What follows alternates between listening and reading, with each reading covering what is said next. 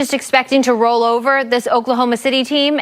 Or, I mean, because those guys you name have had moments this season and are not guys who you would point to for lack of effort from night to night. Well, I mean, to be honest with you, this was a game to see what the others were made of, meaning Grant Williams and Shimmy. Like, could they step up to the plate and be, elite scorers or be able to carry the load? And the answer, and did they prove that tonight? No. The answer is no. They're not capable of doing that.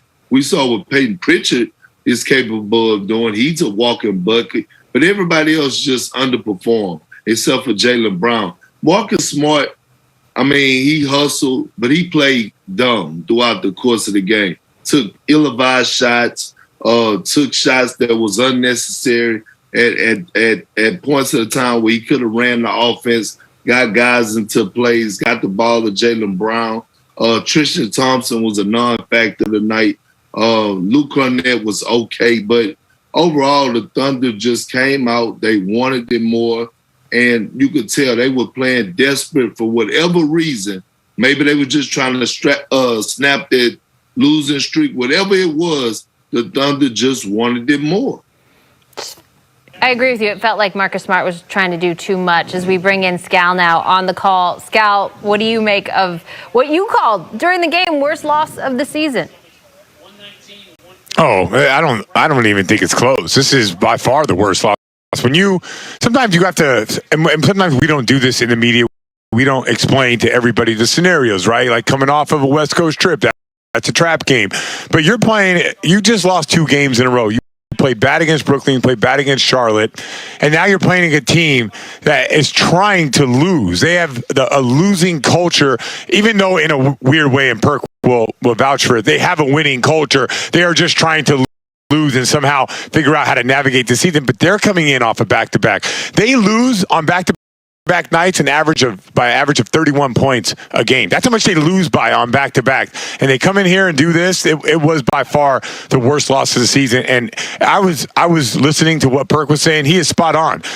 You mess with the basketball gods in the first quarter, you come out lackadaisical, you're not playing that defense where you're making it hard for the other team, and they start getting confidence, and that's what that team did. OKC had a ton of confidence as this game went along, and by the fourth quarter, now you're trying to turn off, these guys who are already on fire.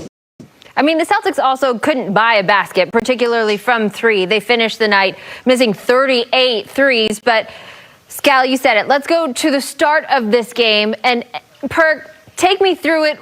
How did this all start so badly? Well, one, the Thunder was aggressive, driving to the paint, getting wherever they wanted, no resistance whatsoever, just slicing and dicing through the paint. Which Perk, running their sorry, go ahead. I'm saying, Abby, running their sets and plays with pace.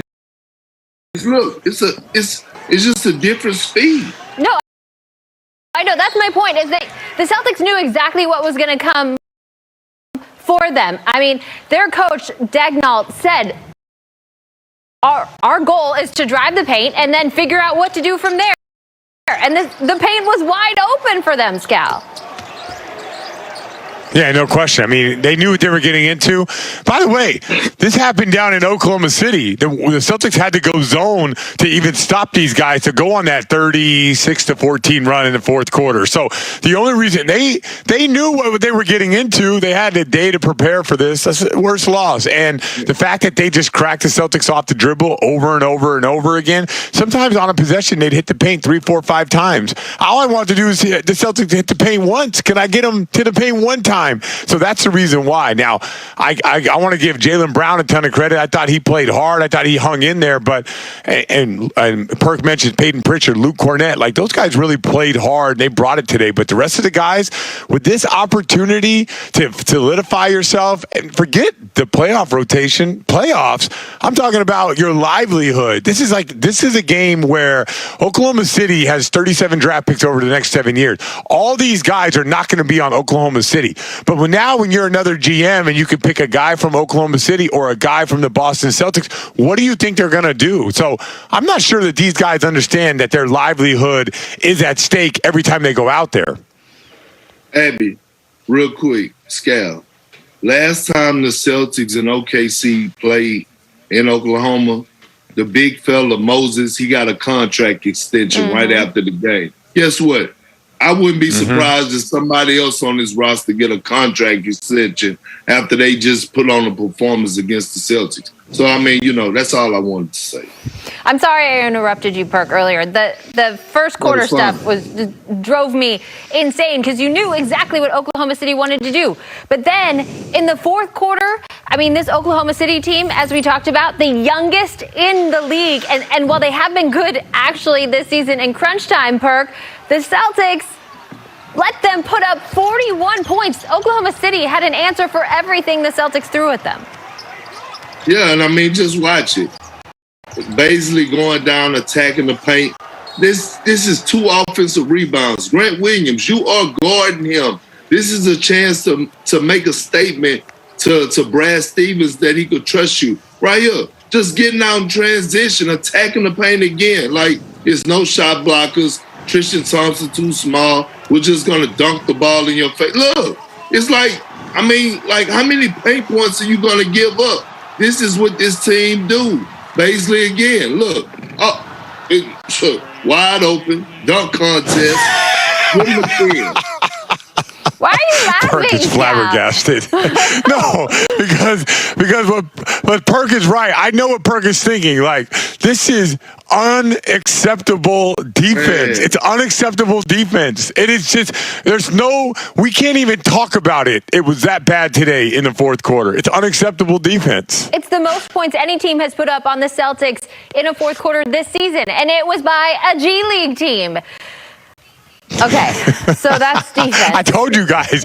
I told you in the middle of the game. The Baylor Bears, who just won a national championship, their starting 5, they average is 2 years older than what we just saw right now. When Perk goes, we got smacked around by some guys who couldn't even buy beer. It's true. 2 of their starters are 19 years old. Hey, if we were hanging out with them, Perk, they'd be coming up to us like, yo, hit me up. I need some Miller Lite. Like, this is what we're really talking about right now. More like White Claws. Scal, that's defense. Offensively, the Celtics, 11 for 48 from 3. What do you make of the shot selection? So, I mean, that number is a little bit skewed. Yeah, that number is a little bit skewed because we hit some threes late, like some desperation threes throughout the game. Yeah, it was way worse than that. So my whole thing is like, okay, we're watching. This is basketball to me, right? And listen, I'm no expert or genius or anything like that, but this is how I look at it.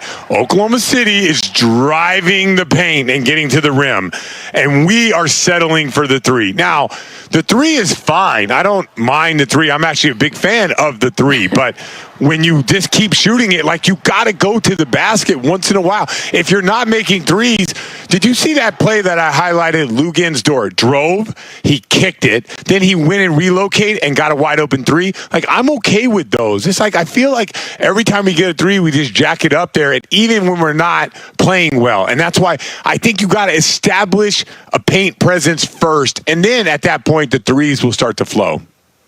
Well, my thing is after you miss your first 15 or 20 and you see that you're not making, at what point are you just going to say, you know what, I'm going to attack the basket?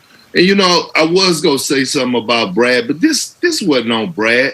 This was all about effort. And for the first time in a long time, I actually saw Brad pacing and yelling up and down the sideline. Like, he was frustrated, and he should be. Like, I was sitting up here watching the game, and I'm just saying to myself, like, they know that they're fighting for a playoff spot right now, right? They know that this game means a lot. Like, they could gain some ground. Is this game important to them? And it just, I mean, I don't know. It just seemed like, nobody wanted to play except for Jaylen Brown, Peyton Pritchard, and Luke Cornett. I mean, you got to capitalize on these moments if you're Neesmith and Grant Williams and Shimmy Ojale And I was just really surprised at Tristan Thompson. No tenacity, no type of leadership. It was just horrible to watch. He was in foul trouble all night long. Perk, Scal, thank you very much for trying to explain this. As we all have said, the worst loss of the